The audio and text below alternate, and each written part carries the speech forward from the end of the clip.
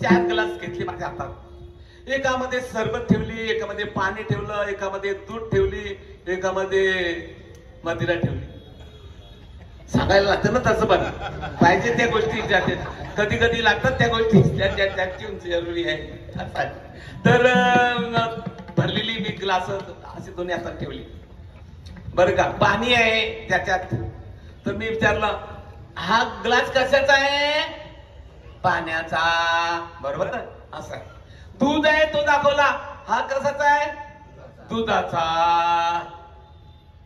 मदिरेचा, सरबतचा. पण याच्यातला काय नाही, तो ग्लास काचेचा आहे. तो दुधाचा नाही ग्लास, काही काचेचा आहे. पण त्याच्यात दूध ठेवल्यामुळं त्याला नाव पडलं दुधाचा ग्लास. त्याप्रमाणे या ग्लासामध्ये चांगलं चांगलं ठेवायचं. खराब ठेवल्यावर मग तो ग्लास वायाला जातो. आम्ही शेतकरी लोक आहोत ना, आपण सगळे शेतकरी लोक आहोत. ते फवारणी मारायला आणतो ना भाज्यापाल्यांच्यावर, तर त्या बाटलीवर असं लिहिलेलं असतं की हे जो बाटली आहे, हे जे काय भांड आहे, हे भांड शेतावर न्या, 2 फूट खड्डा करा आणि त्याच्यामध्ये ती घाला.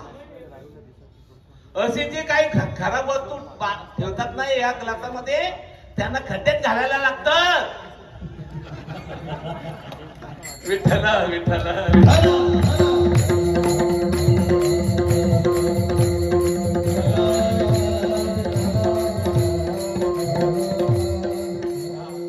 म्हणून ती म्हणले याती कुलम लियेते इति कुलहा. असं आहे. कु शब्द हा पृथ्वीचा वाचक शब्द आहे.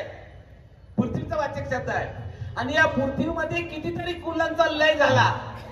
कुल कोणाचीच नाही राहिली. नमस्कार नमस्कार. या विठ्ठल विठ्ठल.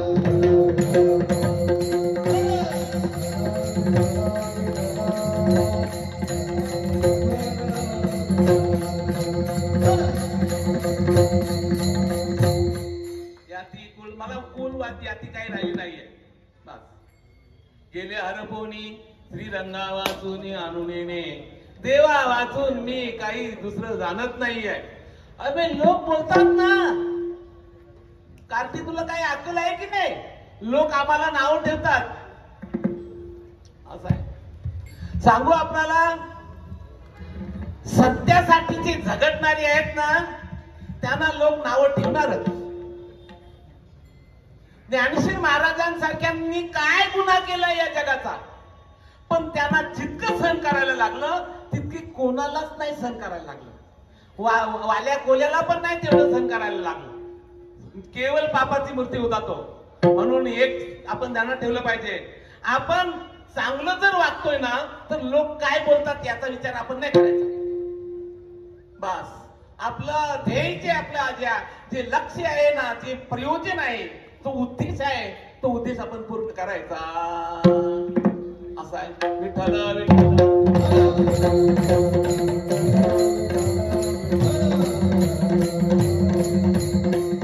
आपुलिया उचिता स्वधर्मे राहतता, जे पावे ते निवांता साहोनी जावे. ज्ञानोबा राय बोलतात, आपण जे करतो ते योग्य आहे ना, मग योग्य असल्यावरच लोक नाव ठेवतात. परंतु त्यांचे बोल मुकाट्याने सहन करायचे म्हणतात ज्ञानोबा राय. तुका म्हणे हासायचं